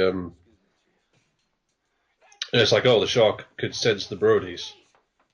It's like it knows where the Brodies are. It's like this scene where Quint smashes up the radio. It's like, well, that's just perfect.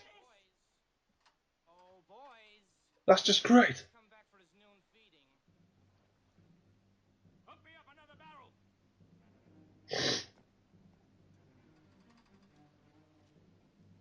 You're Section 8, Quint.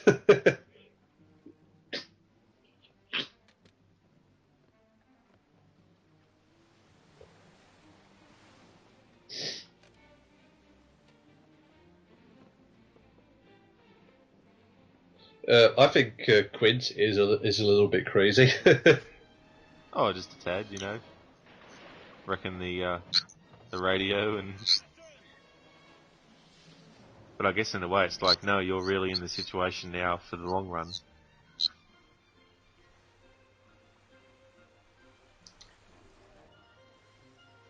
Yeah, again we have like an adventurous type of feel with the music.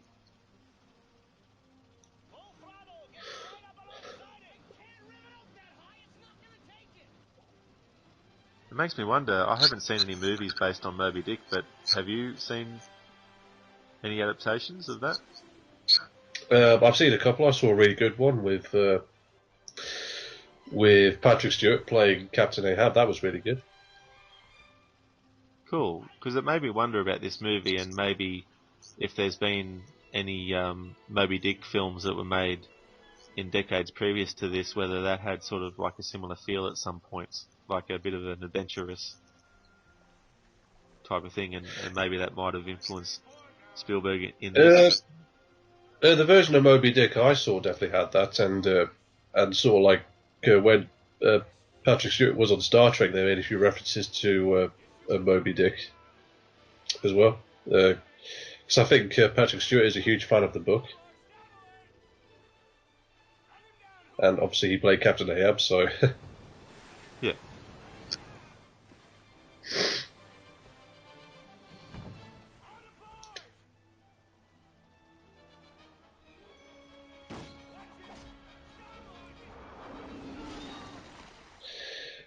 Do you think everything the shark in this film does is plausible and it doesn't feel out of place? I think it does. Yeah, I think it's plausible. Yeah, because in the sequels, you know, the shark seems to have like a sixth sense of where the Brodies are, and like follows them all the way to Florida or whatever. It's like, no, just no. Sharks don't do that. They don't. And the other thing too, like if you look at those sequels, especially the fact that you've got the same character, like obviously Brody's spoilers isn't alive in those two movies, but in 3 and 4. But it's just another example of, you know, they should have had a new cast of characters because really, why would you want to live anywhere near the ocean after all these experiences? Yeah, and I feel as though the sequels, especially Jaws 4, sort of like did like a really bad disservice to the character of Brody because it says the fear of the shark killed him. It's like, no, he pretty much conquered his fears. He literally faces down a shark.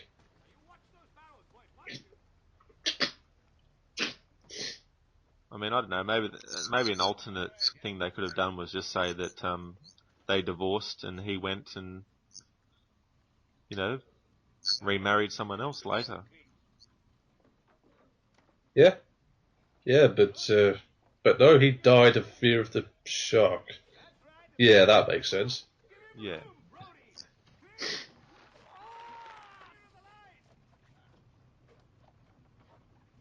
But for me, everything the shark does in this movie sort of it does sort of like it doesn't feel sort of like completely out of the realms of possibility. I mean, obviously, I don't think there are sharks like as big as Jaws in the ocean, but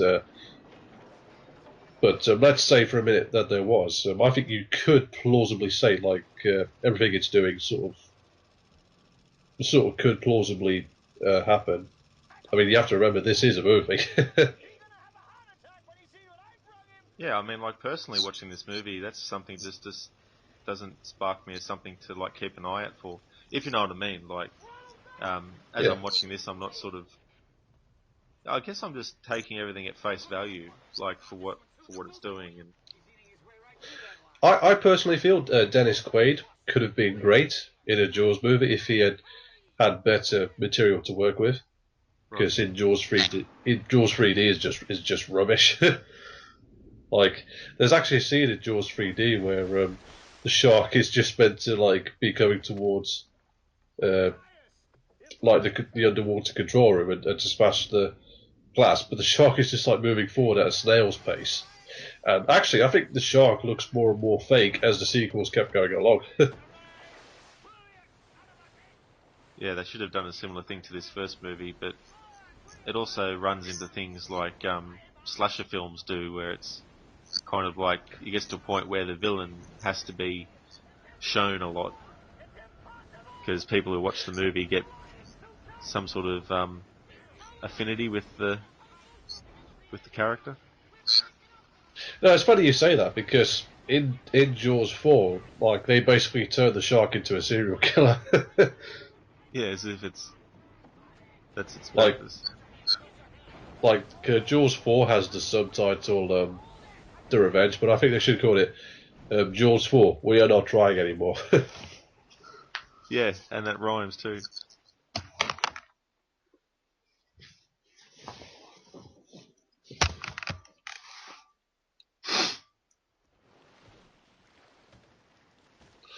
Just pulled the cleats right off the boat as if they was nothing. I think it was by about this point I would say, can we go home now? Yeah, it's like get away Sometimes from the you area. just, yeah, sometimes you've just got to call it even and say, fair enough, he won. But I think also by this point the three of them are just like operating now on just like we've got to stop this thing, we've got to kill it, and we've got to take it out. Exactly. I mean, it's they can't return yet because their mission hasn't been accomplished.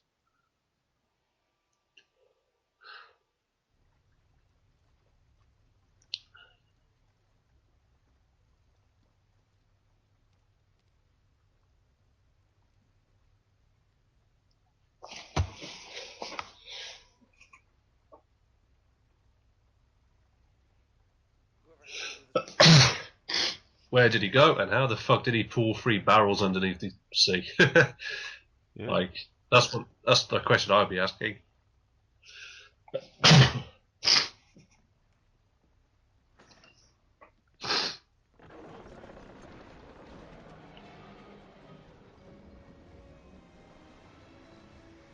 There we go. There goes the mechanical shark.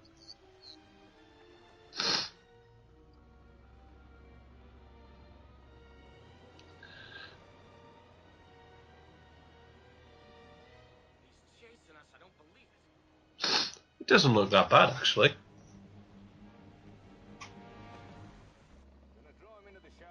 Yeah, I mean, there's a lot of shots where even when you do see it, it doesn't look too fake.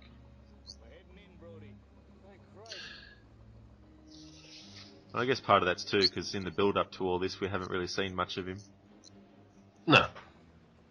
No, which is always sort of like, which was a good decision. Yeah, because obviously, even with CG, there's a lot of times where if you see the same thing so many times with CG, sometimes you can slightly be taken out of the movie.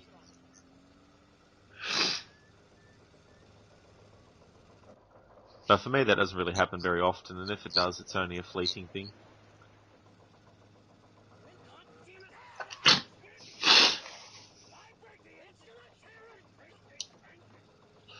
And of course now Quint's purposely trying to ruin his boat. Yeah, you sort of got a really, I'm gonna get this thing at all costs type thing. And see, I think this is where some of his hubris comes into play as well. Yeah, it's like, I am man, that is shark, I will beat shark. Yeah. Even though those things have been around for hundreds of millions of years and they've evolved into pretty much what Hooper described them as. It's like, well, that's literally hundreds of millions of years of predatory evolution you're going up against. We've only been around for, I think, about 200,000 years. Do the math, weigh it up. Yeah, they're definitely at a disadvantage compared to them.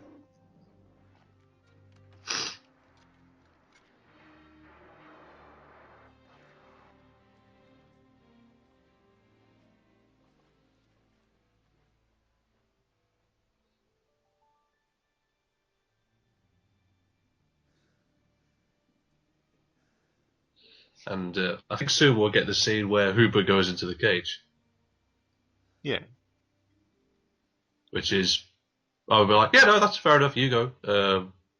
Yeah, you just, I'll just stand here while you get into that cage and go into the dark blue ocean with a big, scary shark. No, you just carry on. Yeah, I'm good, I'm good. Yeah. It's fun. It's almost like Quint has had a moment of clarity here, where he's sort of focusing a bit more now. Like slightly before, he seemed like, yeah, I'm the big dude. I've hunted sharks before. It's all right. I can afford to be a bit blasé about certain things. But of course, now he's come out to give them the life jackets.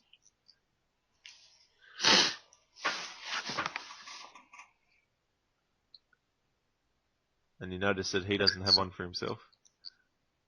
Yeah, I think that's because he doesn't want to float. No.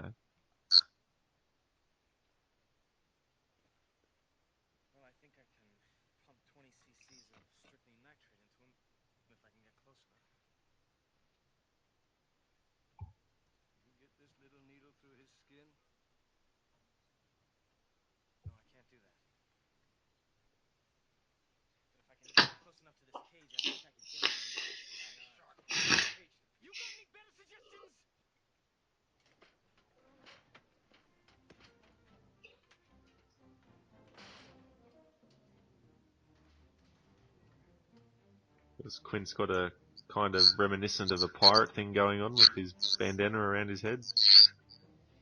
Yeah. Do you know what I would think would be really interesting for a shark film? Yeah, go on. Do it a period piece film, set it in the days of the pirates, and have a similar situation. You've got them hunting a shark, and then that way, in that sort of decade and era, you could make a thing out of it. You know, what is the shark? Is it a demon to those people? Like, I see. Why did they do that for a Jaws prequel or something? yeah, just try and think outside the box.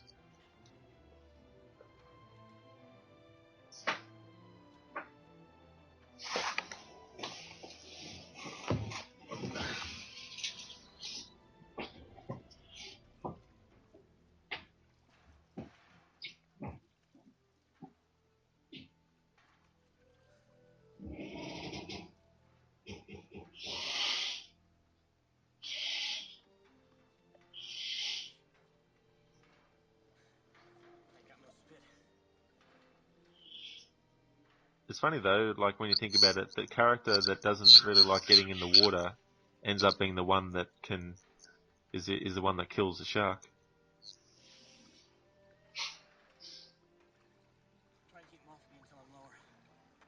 You got Quint, who's not afraid to go out in the ocean and be amongst the shark, and he's already experienced being in the water and there being sharks around. Then you've got Hooper, who obviously has done this quite a lot of times. But then you've got Brody, who's never done anything like what they're doing.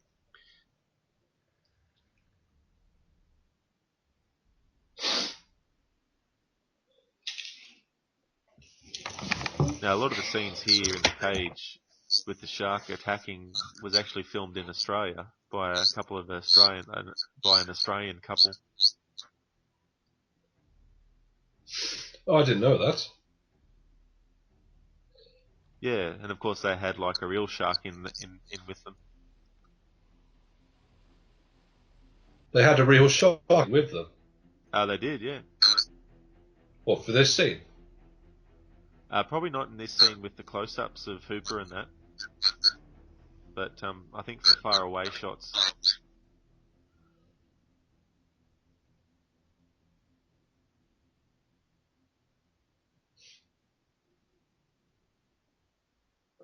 Hooper should have attached his chemicals to a spear gun, I think, and shot at Jaws with that. Yeah.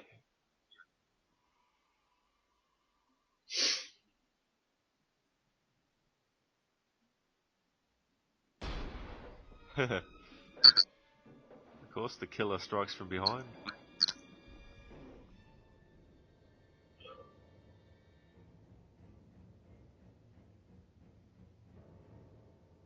Yeah, I think that was a shot of the real shark.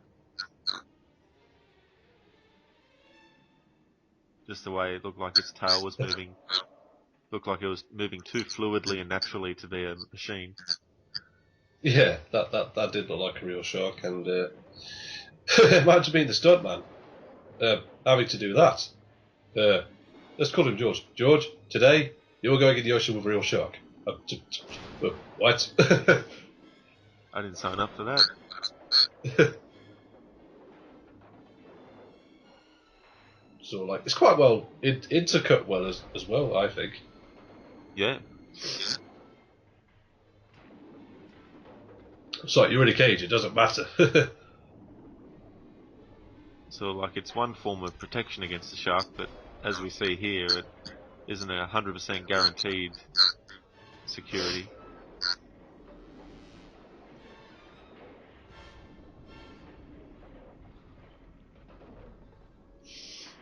It's funny, I just thought of, in the scene in the second Tomb Raider movie, Lara Croft actually punches a shark Oh, that scene was ridiculous. and knocks it out.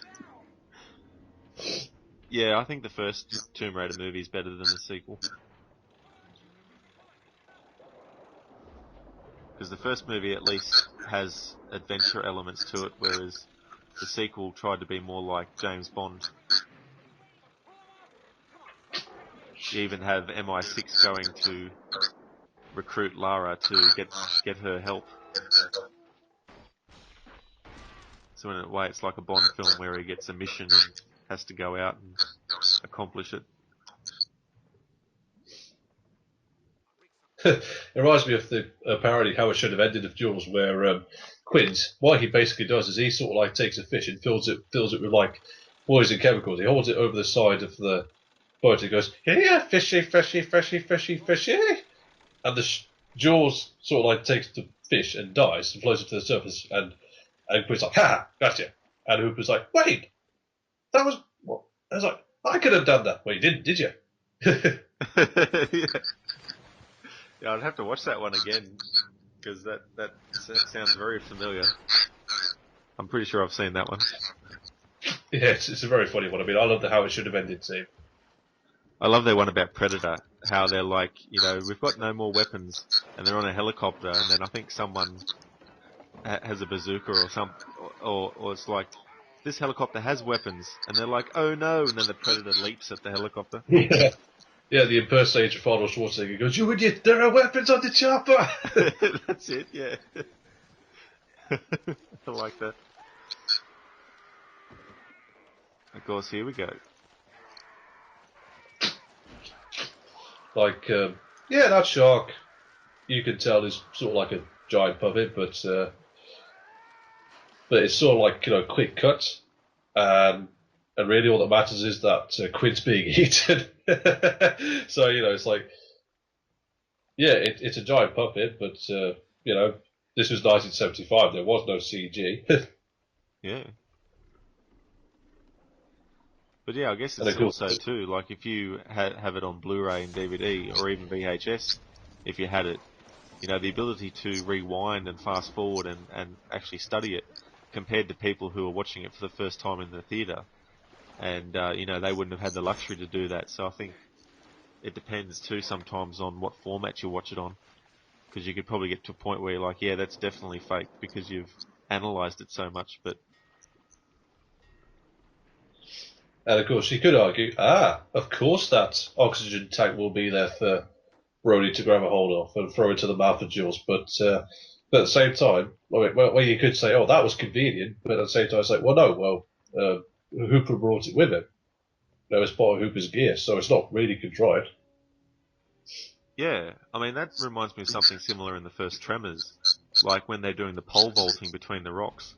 It's like, why is there so many poles lying around? And it's kind of like, well, I don't think it's that hard to believe that there'd be something like that hanging around because it's not like they're completely out in the middle of nowhere where no one else has entered the area.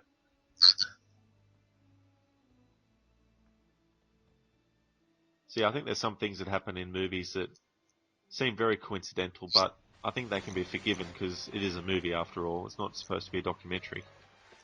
Yeah, exactly, yeah. And I love this scene, the way how Brody just climbs to the top of the mast and he's like, come on, come on. Oh, yeah. And Smile, you son of a bitch. such a great iconic line.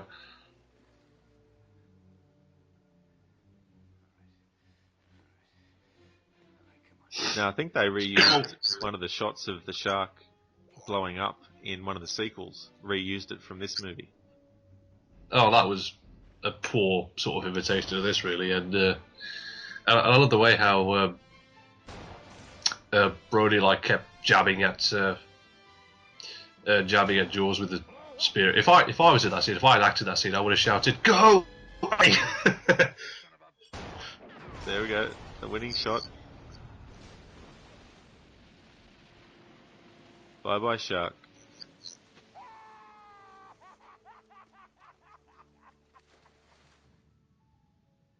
The mission has been completed.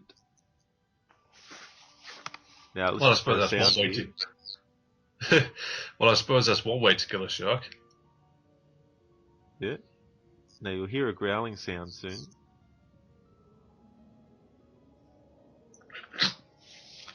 Now that growling sound is actually a reused sound effect from Steven Spielberg's movie Duel, which he made, I think it was 2 years before this one. That's right, it was, yeah. And Steven Spielberg has said that he put that in this movie as a way to say thank you to the movie Jewel for giving him the opportunity to get to this point in his career. And if you haven't seen Jewel, I reckon you should watch it. It's a really good movie.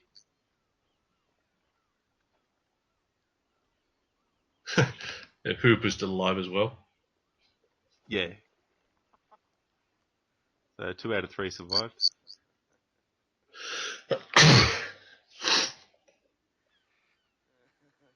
And the thing as well is, I just realised only 3 people die in this movie. One of them is Quint, and the other 2 are people who die on the beach.